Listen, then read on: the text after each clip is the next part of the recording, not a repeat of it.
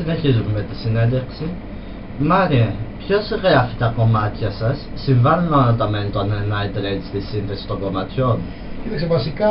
θα έλεγα ότι είναι ομαδική δουλειά, δηλαδή ο καθένας μέσα στην μπάντα κάνει αυτό που πρέπει να κάνει, αλλά συνήθως η μουσική, το θέμα της μουσικής είναι γραμμένο από μένα, δηλαδή ξεκινάνε τα κομμάτια ιδέες, δηλαδή γράφω εγώ, και στα τελευταία δύο άλμπουμ, Warrior Mother's Crown και Insidious, ο Ούλοφ με βοήθησε αρκετά στο arrangement. Κάναμε δηλαδή όλα τα demos, τα περισσότερα demos στο σπίτι του και κάποια κομμάτια από το Insidious τα έκανα εδώ πέρα στο δικό μου στούντιο στη Θεσσαλονίκη.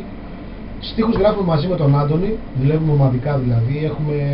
θα έλεγα, σχεδόν το ίδιο μυαλό όσον αφορά τα θέματα που θέλουμε να επιλέγουμε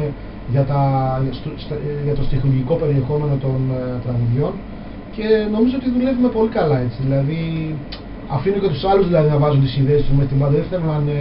η Night Rage ένα project δικό μου. Πιστεύω ότι είναι μπάντα και ο καθένας έχει τη δικιά του συνεισφορά δηλαδή μέσα στο γράψιμο των τραγουδιών, όπως